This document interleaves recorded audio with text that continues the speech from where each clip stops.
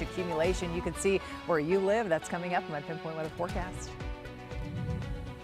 We're predicting the future, so just because we have confidence in a storm, it's still Mother Nature. The weather outside could get frightful again. The difficulty forecasters face in predicting what winter will bring.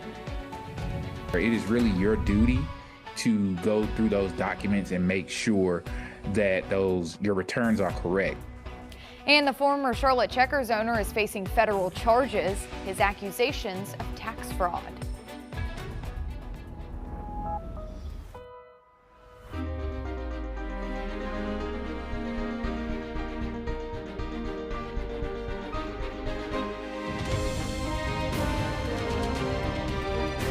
Queen City News starts now.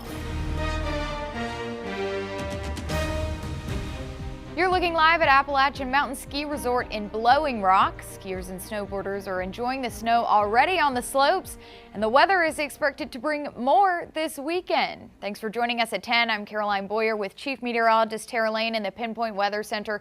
Tara, we know something's going to happen, and now we have a little bit of a better idea of how much snow we could see. Yes, we do. And notice we are just talking snow. We're continuing to just say that as opposed to this time last week, and we were talking about the ice and the threat of the sleet and the freezing rain. So still looking like pure snow this time around. And it's not just the mountains that we're talking about here for a change. We're getting that through the foothills and down through the Piedmont as well. It's going to be developing by 24 hours from now. We're going to start to be tracking some of that snow flying around on the radar imagery. Right now, though, we are still snow free. It's dry outside. It's cold, of course. No big change there. We're used to that lately.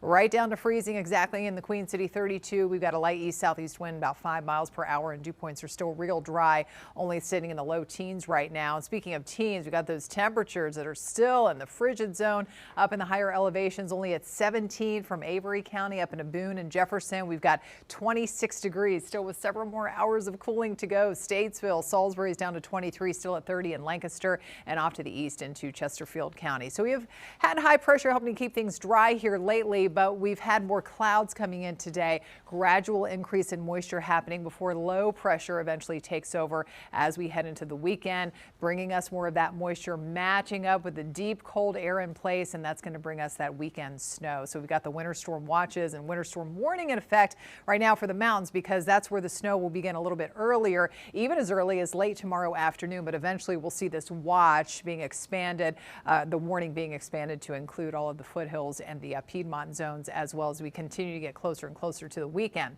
So as far as driving, if you're wondering about that, are we still looking good tomorrow morning? Yes, you have the green light, so no weather issues out there tomorrow morning. It's not really until late tomorrow evening, if you're thinking of going out on a Friday night, that it's going to start to get a little iffy with some of that snow starting to break out. All day Saturday, it's going to get slick out there with that light fluffy snow that will be developing and just piling up pretty good on the roads out there. And because it's so cold, it will be quite slick outside. So travel issues, the main impact with this next system. I'll show you a look at the forecast accumulation map coming up in my Pinpoint Weather Forecast in a few minutes. You can stay up to date on the winter storm track and the conditions in your neighborhood by using the Pinpoint Weather app. It's free to download in the Apple App Store and on Google Play. The snow on the way is giving many people a feeling of here we go again. Queen City News reporter David Schumann is live in Charlotte. David, just like Tara has alluded to, it can be difficult to forecast winter storms.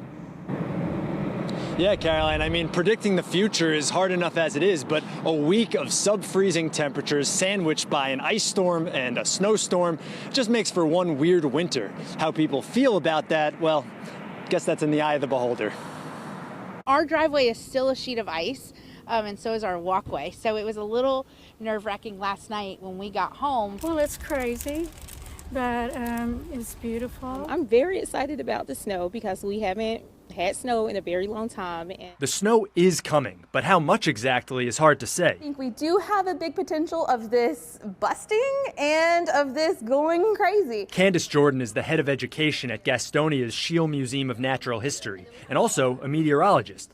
To anyone grumbling that last weekend's storm was overhyped or not that bad, she'll remind you forecasters are predicting the future with computer models. So I like to think of models as like, imagine you were surveying 100 humans and you ask them a question.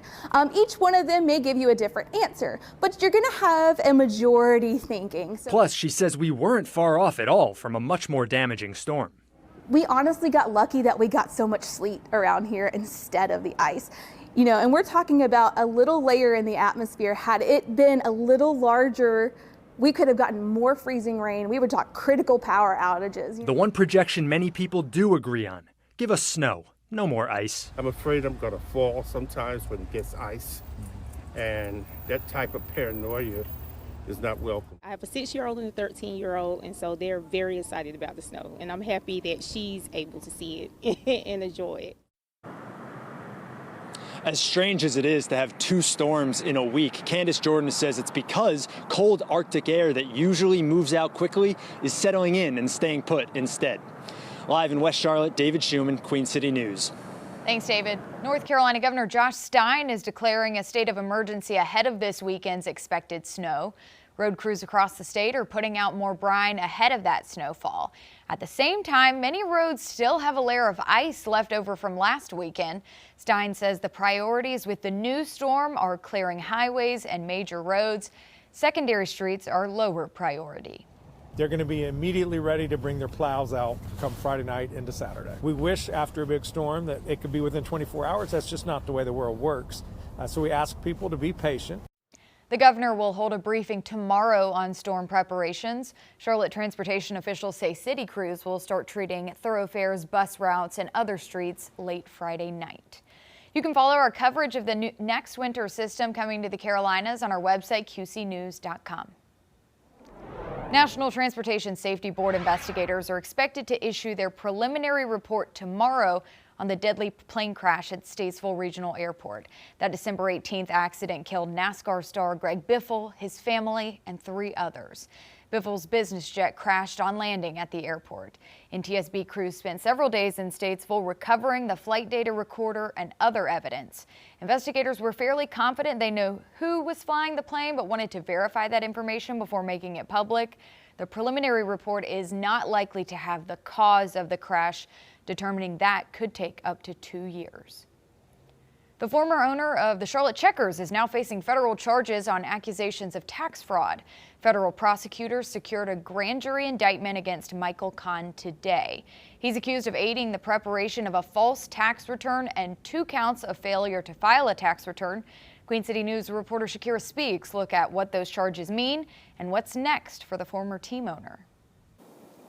Investigators say former Charlotte Checkers owner Michael Kahn reportedly gave himself more than $4 million through his charity, the Michael A. Kahn Foundation, but he didn't report it on his taxes. It's kind of like self-dealing. But as long as you report the income that you get from the nonprofit, it's okay to pay yourself. But IRS investigators claim former Charlotte Checkers owner Michael Kahn didn't report any of the $4.5 million worth of payments to the tax agency. That's leading to the federal indictment Kahn now faces. If you just ignore it to a certain point, that's when it kind of moves from just like an error to like willful obstruction or willful ignoring of the IRS request to those documents. And that's when it can transfer from a civil investigation to the IRS criminal investigation. The indictment alleges the fraud took place between 2020 and 2023. Tax attorney Alex Mitchell says when nonprofits do anything outside of what's called the 501c3 status, it must be reported to the IRS. A lot of big charities, they have salaries for their employees. That is an expense, but at the end of the day, a nonprofit should exactly reflect what it is, a nonprofit. It's important to file those returns because of compliance. Kahn is free after appearing before a magistrate judge on Thursday. Attorneys say the IRS has become more aggressive over the past years in weeding out tax fraud. They say the best thing to do is to keep filing timely returns and keep accurate receipts to reduce chances of liability. For now, reporting in Charlotte, Shakira Speaks, Queen City News. Former Charlotte City Council member Tijuana Brown is agreeing to plead guilty to a federal charge of wire fraud conspiracy. Last May, a grand jury indicted Brown and her 2 daughters on allegations they misused COVID relief money. Today, prosecutors filed paperwork outlining parts of the agreement they reached with the former District 3 representative. In a statement, Brown says part of the agreement includes a sentence of probation. An exact date for Brown's plea hearing has yet to be scheduled. Concord police officers are asking for information to help find a 16-year-old suspect in a deadly shooting this week. They believe Raheem Roy Glasgow Jr. is responsible for shooting 2 people Monday night on Kite Court Northeast. Both victims died. Officers say Glasgow is facing charges including first and second-degree murder and robbery. Anyone with information on his whereabouts is asked to call 911. The snow isn't the only part of the weather story as we head into the weekend. Yes, it's getting all the attention, but dangerous cold is coming too by the end of the weekend as well. Just how low those temperatures will go and how much snow you could see where you live. That's next. A plot to get an accused killer with a national following out of a New York jail. What investigators are saying about the suspect who tried to free Luigi Mangione. The water bill might finally get to the point where I have to turn it off, but now my plan is to run it as long as I can. And this Plaza Midwood man brought snow to his neighborhood without a storm. How he's giving kids something to slide and smile about in tonight's Faces of the Carolinas. And on Carolina Sports Live, we'll check in with the Hornets, who are wrapping things up with the Dallas Mavs right now. And then we're going to discuss what we think could happen with the Hornets before the NBA trade deadline. That's all coming up at 11. You're watching Queen City News, the most honored and the most local news in Charlotte.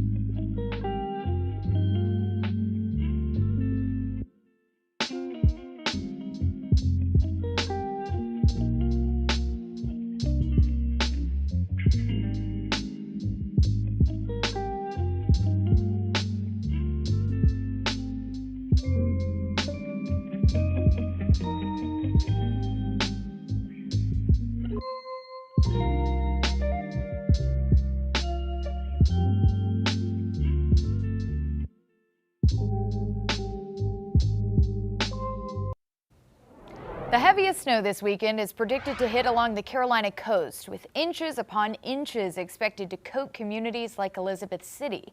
The forecast has people heading to grocery stores to stock up before that storm. Walter Hildebrand talked with people about their buying sprees before hunkering down.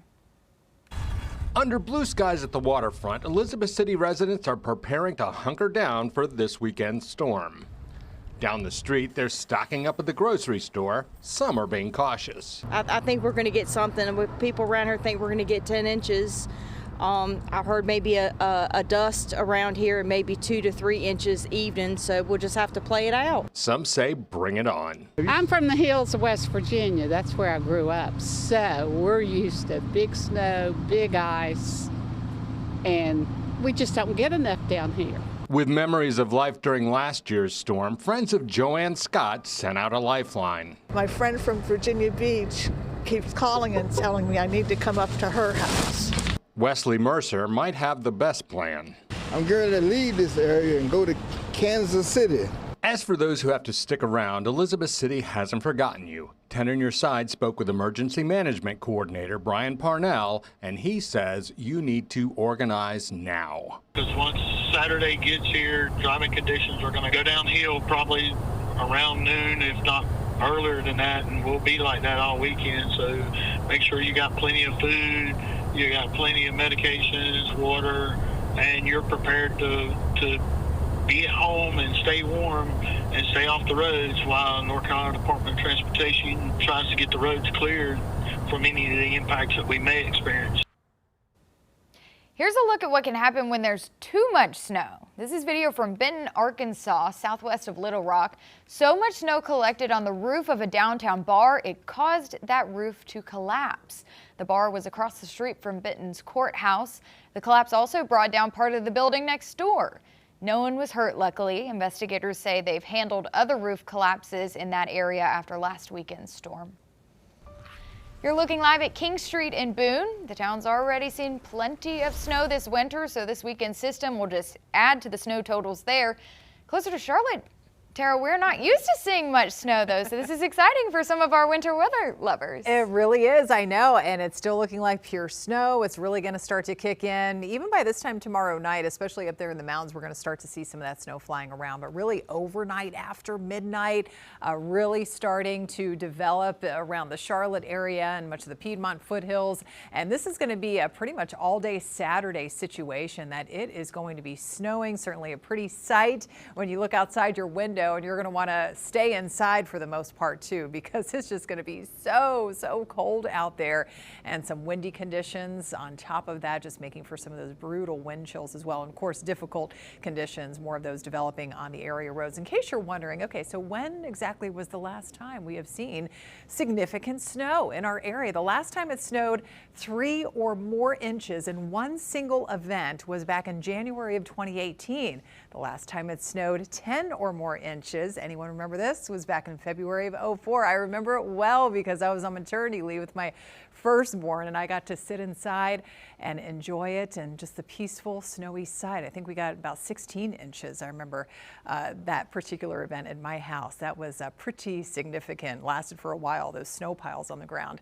But temperatures today with the dry weather, 38 degrees. Yes, so we were colder than yesterday, well below normal for this time of the year. 26 degrees was our low this morning, and once again, we are starting to fall back through the 20s to lower 30s area wide with those upper teens up in the higher elevations. So more icy spots lingering out there. I know some of your area roads and driveways have just been pretty much impassable up in some of the secondary roads and off the highways and things like that here pretty much all week long with these cold temperatures. So instead of high pressure helping to keep us dry, we've got low pressure that's going to be taking over the next couple of days and wrapping in some of that moisture in the form of snow. So we've got those winter storm watches in effect outside of the mountains. Winter storm warning for the mountains already because the snow is going to start there a little bit earlier, but this warning likely going to be expanded, and we'll be talking about that for tomorrow. So the timing as far as when the snow starts and when it ends, that doesn't really change much. It's really going to begin for the mountains first, late tomorrow afternoon, tomorrow evening, and as I said, past midnight, it's going to start to overspread more of the Piedmont and the foothills and taper off pretty much before sunrise on Sunday morning. Several inches likely. It will be heavy in spots. It's going to be that light, fluffy consistency too, so it's going to blow around easily, especially with the wind picking up. Travel definitely going to be impacted. Slick conditions developing. It's going to pile up quickly on the roads because everything is just so cold outside. And then dangerous cold, another big part of the weather story as well. How much are we looking at? Really just kind of a broad 3 to 6 inches. The range here expected across the foothills and the Piedmont, but just know that it is possible we could get some isolated higher amounts, even in these areas, even more than 6 inches, especially to the east of Charlotte and then up into the higher elevations in the mountains. So keep checking in. There's still some uncertainty as far as how much accumulation certain areas could see. So we'll have an updated map and see if we get any of those changes into tomorrow. All right, so here comes low pressure moving up and along the coast and wrapping in just that pure blue, indicating that snow. Here's a closer look. So notice tomorrow morning we're still looking okay, nice and dry, lots of clouds around 4 p.m. tomorrow. We could start to see a little snow flying in the mountains and then overspreading more of the Charlotte metro, mainly after midnight tomorrow night. And it just goes on from there, just steady snow pretty much, especially outside of those higher elevations right on into Saturday afternoon, Saturday evening as it gets even colder. So we go from 44 tomorrow for a high. We have her in the 20s all day on Saturday and likely not getting above freezing for Sunday, despite the fact that we'll see some sunshine. So now we get to the cold weather and the dangerous amount of cold we're talking here. So we've got an extreme cold watch in effect for the entire area because we're going to get those not only single digit but sub-zero wind chills developing with the breezy conditions through Sunday, even outside of the mountains. So you think of playing outside with the kids or something or doing some sledding Saturday afternoon in the snow. This is how it's going to feel out there. So you need to bundle up and protect any exposed skin so you don't get frostbite quickly. So we're talking single digit wind chills below zero. Those wind chill numbers falling back there right on through the night and into early Sunday morning. They could be as cold as 20+ degrees below zero up in the higher elevations by early Sunday morning. So lots of cold here to talk about right on through early next week, which happens to be, of course, Groundhog Day on Monday. We're going to start with a low of 8 that morning, so no signs of an early spring just yet, 39 in the afternoon. But we are back in the 40s to near 50 by 7 days from now. It's not a secret that I have problems with the Secretary of Homeland Security. The latest attack from North Carolina's senior senator on one of President Trump's officials. Why Tom Tillis's complaints about Kristi Noem go beyond immigration enforcement. And there's a new gold rush and one for silver too. Why the precious metals are hitting new highs. You're watching Queen City News, the most honored and the most local news in Charlotte.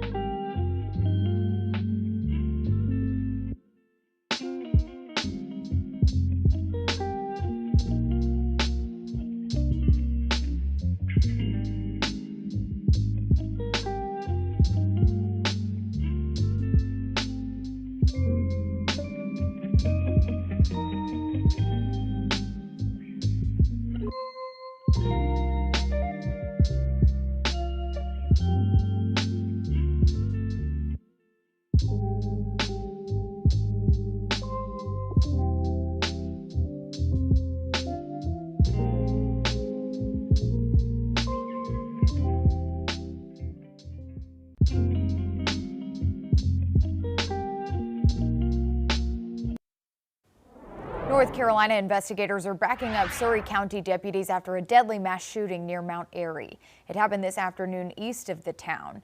Deputies responded to a reported shooting and found 4 victims. One was already dead and another died at the hospital.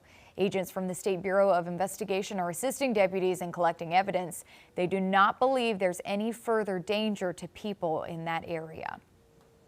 Investigators say they've foiled a plot to get Luigi Mangione out of a federal detention center in New York City. Mangione is accused of killing United Healthcare CEO Brian Thompson in Manhattan back in December 2024. As Anthony DiLorenzo reports, the scheme involved someone posing as an FBI agent. The suspect in this case, Mark Anderson, just went in front of a judge who detained him, and he is now heading to the very place where he tried to allegedly spring Luigi Mangione from jail. Mark Anderson has been in New York City for a short time. He is originally from Minnesota, and according to prosecutors, last night he went to the MDC federal jail in Brooklyn, posed as an FBI agent, and gave his Minnesota ID to them and said that he was there under a judge's order to have Luigi Mangione released. And while they looked into that claim, of course, they realized that this was someone who appeared to be posing as an FBI agent, and he was ultimately arrested and charged with impersonating a federal officer.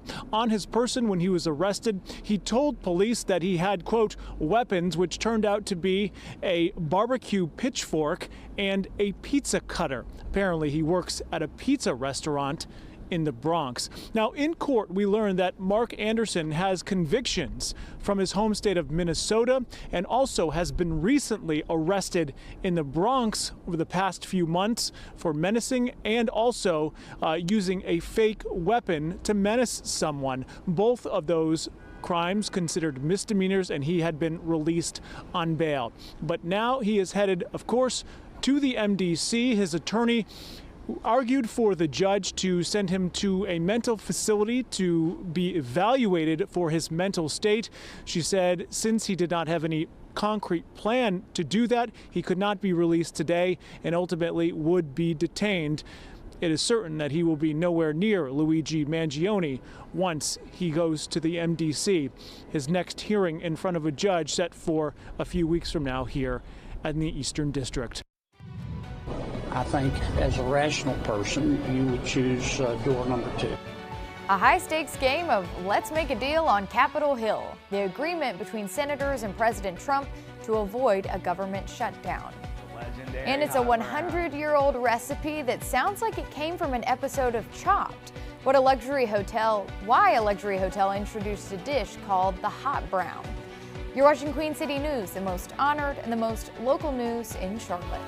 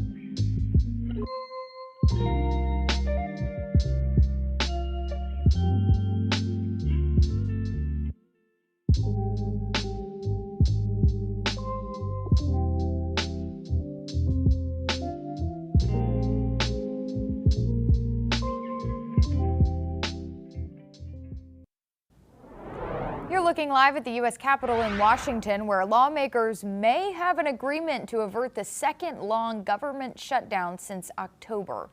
Senate Democrats are pushing to halt new spending on the Department of Homeland Security. The pressure comes in the wake of a shooting involving immigration agents that killed Minneapolis protester Alex Preddy.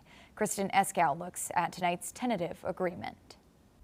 We've learned that a deal is on the table in the Senate to avoid a government shutdown. It would involve funding all agencies for the remainder of the fiscal year except Homeland Security, which instead would have a temporary funding bill. The Senate reached a deal to fund most of the government late Thursday. Democrats and 8 Republicans initially blocked a package that funded multiple agencies, including the Department of Homeland Security. Democrats say it was over concerns about immigration enforcement. We cannot and will not move the DHS bill without real progress on accountability. ICE and CBP are out of control. The deal funds all the remaining agencies except for DHS. It received a temporary 2-week extension. Killing all 6 bills or passing 5 and postponing 1, I think as a rational person, you would choose door number 2. The door is now open for lawmakers to debate funding for immigration efforts. Democrats are demanding reforms to ICE before funding Homeland Security. Those include a ban on masking for ICE officers and the end of roving patrols. Republicans say they're open to the discussion. I'm going to keep an open mind about everything because I want to serve the American people and not shut the government down. The new temporary funding for DHS must still pass the House, which is on recess this week. House Speaker Mike Johnson says the first votes in the House likely won't happen until Monday. But the House is going to do its job. We want to get the government funded, as does the president, so respect whatever he was able to negotiate there, and we'll deal with it. And in addition to that short-term funding measure, Congress will now have to come up with a way to fund the Department of Homeland Security through the end of September. In Washington, I'm Kristen Eskow. Senator Thom Tillis is calling for the firing of Homeland Security Secretary Kristi Noem. The North Carolina Republican ramped up his criticism of Noem's role in the Minnesota enforcement effort. Tillis is also blasting her handling of FEMA and relief efforts since Hurricane Helene. He says that's another sign of Noem's mismanagement. Secretary Noem's new review processes have indefinitely prolonged disaster recovery efforts across the country and inflicted needless pain onto already vulnerable communities and people. Secretary Noem attended President Trump's cabinet meeting today, but was not called on to speak. Honoring the 67 means more than remembering who they were. It means allowing their lives and our love for them to shape what we choose to do going forward. That's the family member of some of the 67 victims of the Washington, D.C. plane crash that happened 1 year ago tonight. An American Airlines regional jet and Army Black Hawk helicopter collided over the Potomac River near Reagan National Airport. Those victims included the Charlotte-based flight crew for PSA Airlines, the regional carrier. They were Captain Jonathan Campos, flight attendants Denasia Elder and Ian Epstein, and Honorary Captain Samuel Lilly. Vinay Simlot explains what has changed in the years since that crash and what hasn't.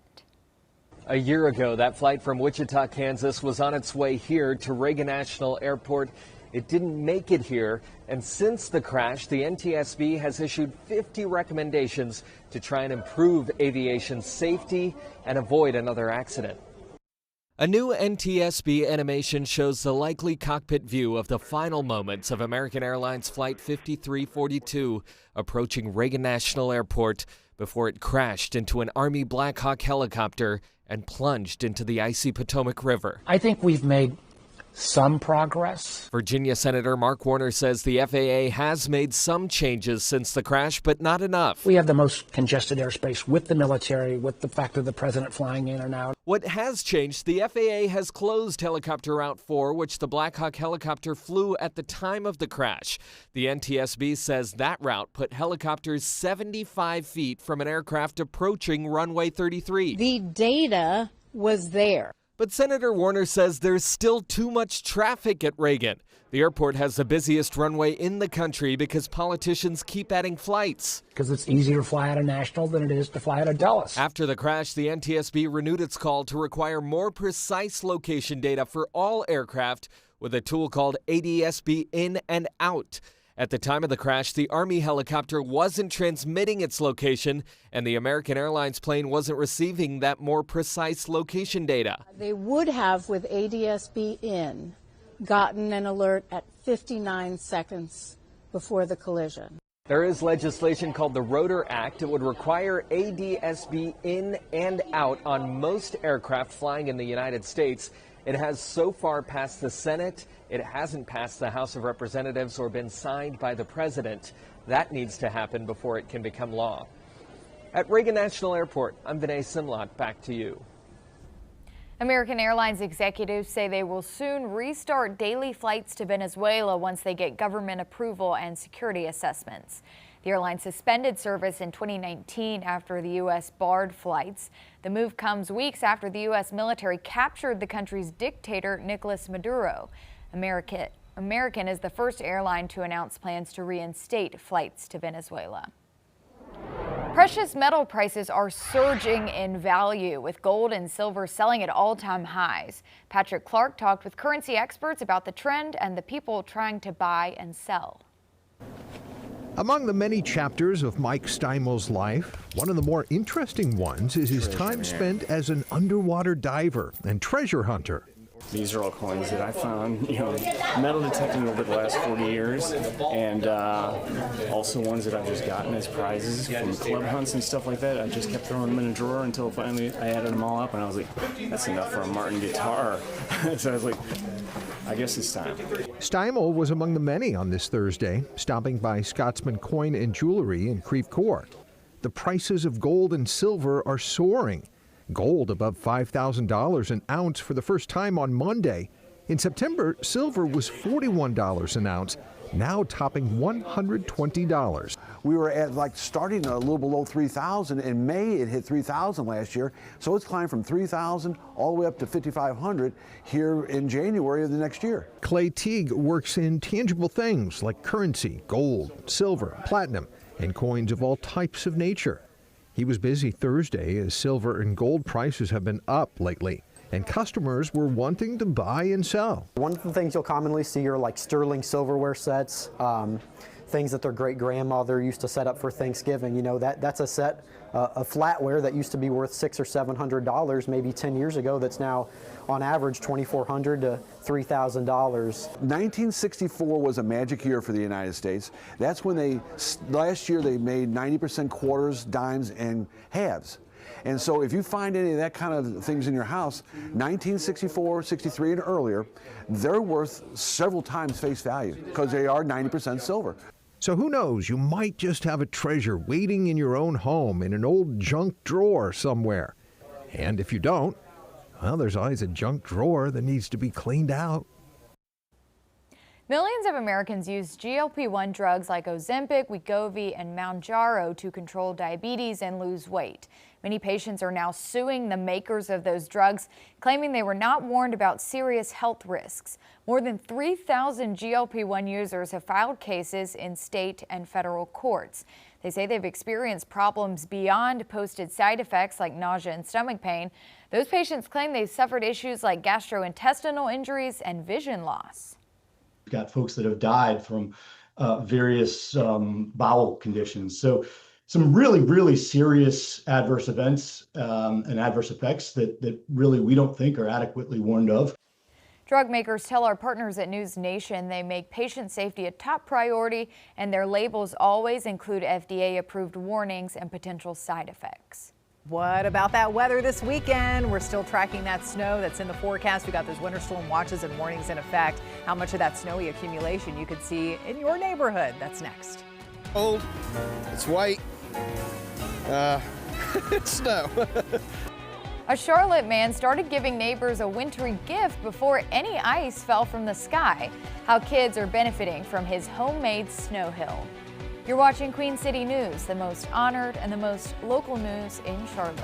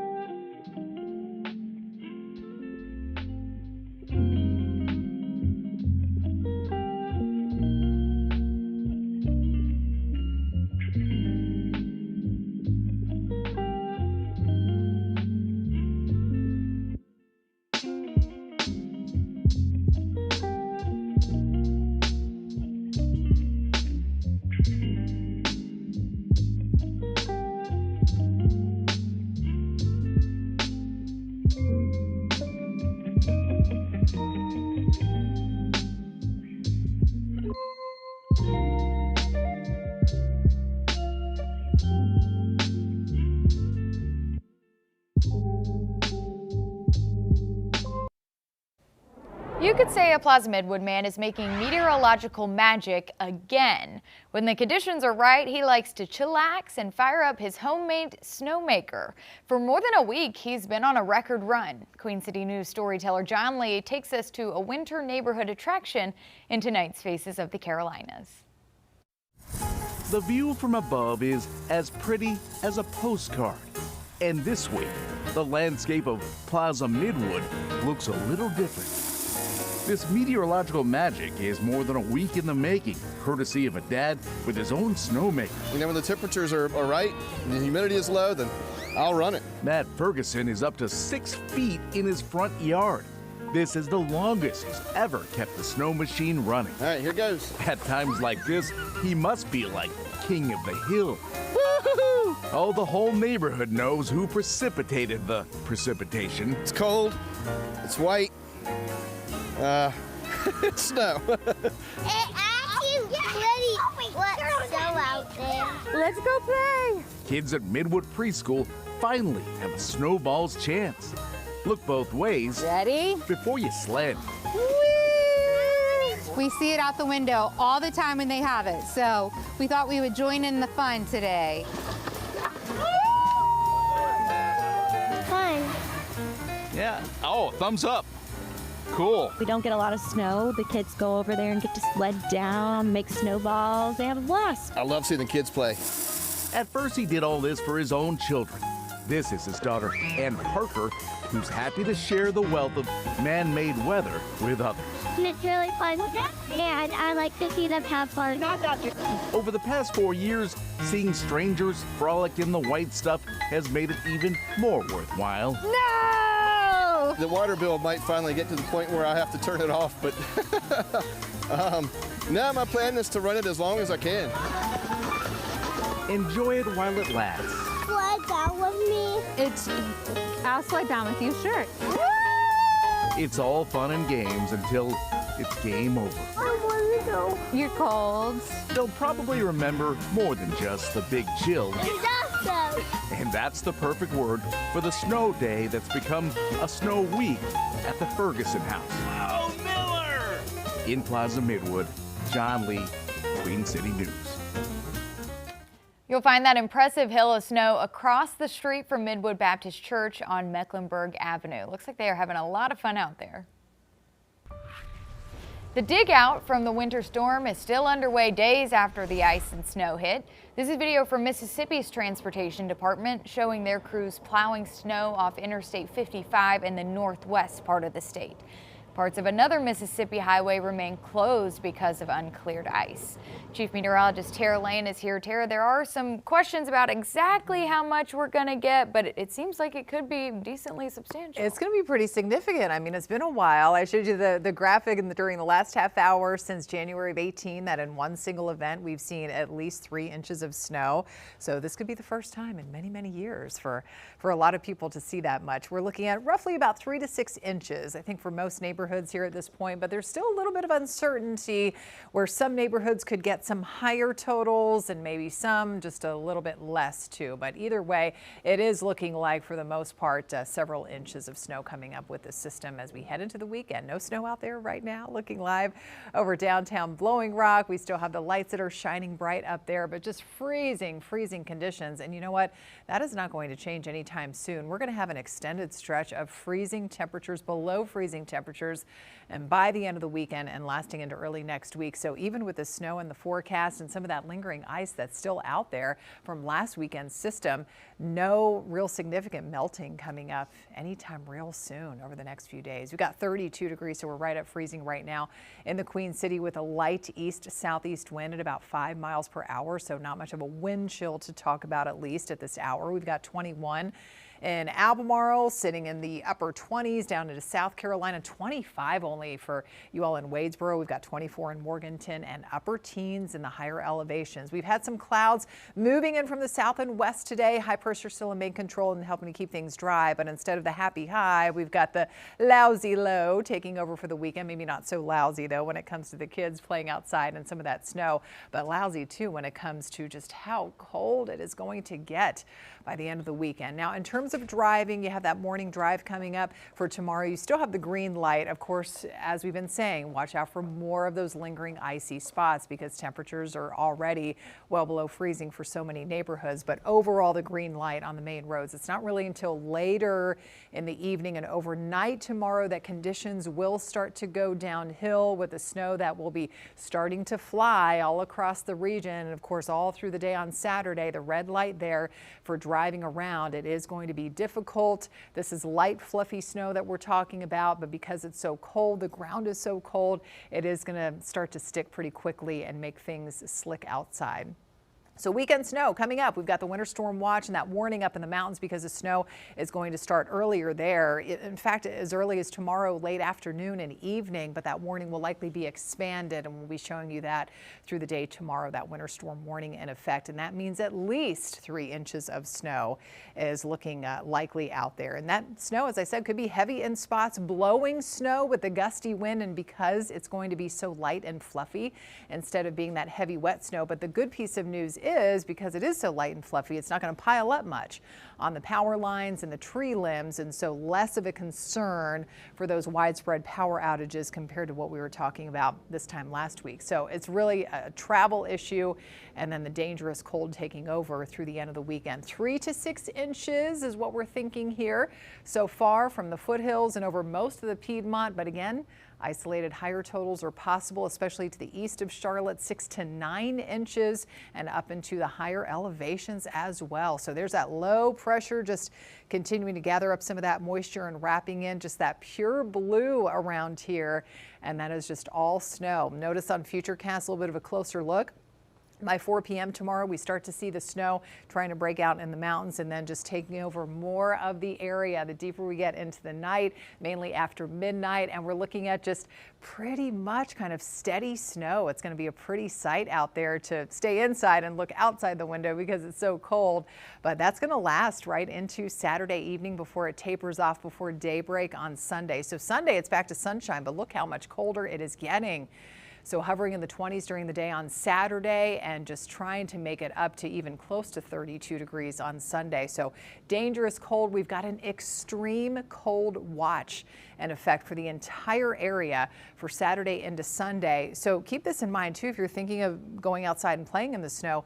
Any sort of wind, this is how it's going to feel outside 3-4 o'clock in the afternoon on Saturday, feeling like the single digits. And by the time we get into Sunday morning and you're walking outside, wind picks up, it's going to feel like it's below zero for a lot of neighborhoods, as cold as 20+ degrees below zero for those forecast chills up in the mountains. So a whole lot of cold to talk about through early next week. Low of 8 for Groundhog Day on Monday morning. Fortunately, we do warm up a little bit. We'll have more melting taking place by this time next week. The history of a luxury hotel's signature dish, the legend behind the Hot Browns' boozy beginning. And Casey Funderburg is here with a preview of Carolina Sports Live at 11. Yeah, the Hornets, they're still out on the court right now battling it out against the Mavs. So once that game wraps up, we'll check in and see how that one ended. Plus, there's a lot of trade rumors happening right now with that February deadline coming up on the 5th. So we'll break down our thoughts on what we think the Hornets will do. Plus the Canes, they got it done on the ice tonight. So those highlights and more will be on CSL at 11. You're watching Queen City News, the most honored and the most local news in Charlotte.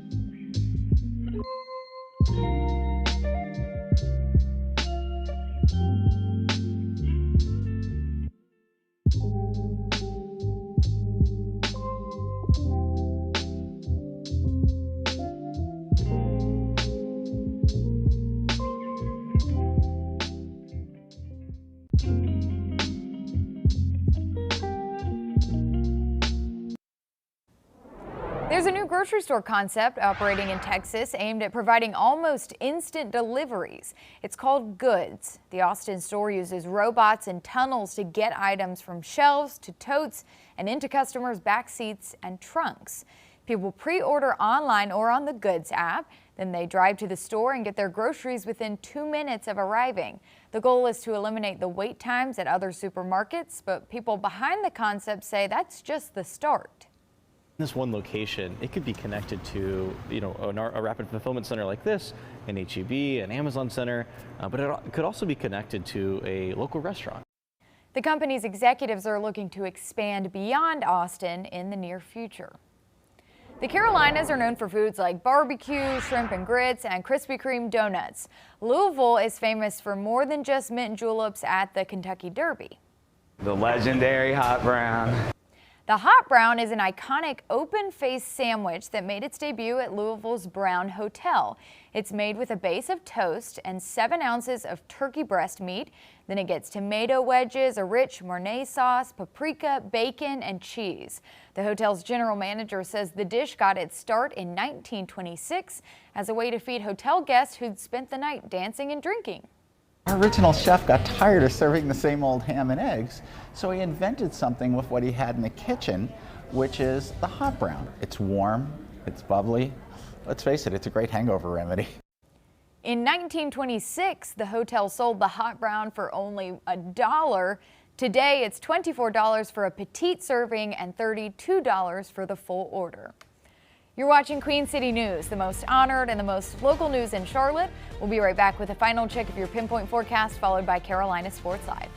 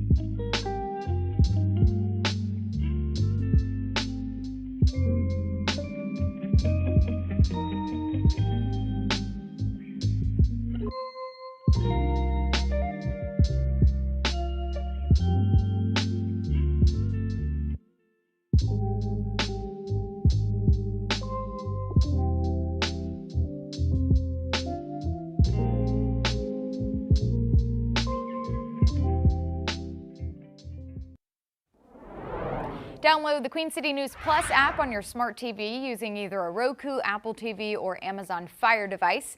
Carolina Sports Live is next at 11. On a new episode of Morning Edition, we look at the investigation into the Washington, D.C. plane crash 1 year ago today. And on Pinpoint Weather University, meteorologist Brandon Lawson talks about the next winter system coming our way. Watch it all on our new Queen City News Plus app. And that next winter system coming our way, the big question is, what kind of snow are we going to see? It's going to be the light and fluffy variety, and it could add up pretty good. The most significant snow that we've seen in quite some time, since about January 2018 for a lot of us. Up to 3 to 6 inches is the range that we're thinking at this point in time for most of our area. Foothills and down through the Piedmont, a little more possible in the mountains and areas east of Charlotte, but certainly some isolated higher totals are possible. So that starts later tomorrow night through Saturday. Sunday is drier, and then it's all about the cold. Along with those winter storm watches and warnings, we've got an extreme cold watch in effect for Saturday into Sunday. Those chills down below zero right on through early Monday. People are going to be hoping the groundhog calls for an early spring, Tara. Yeah. Thanks for joining us. Carolina Sports Live is next.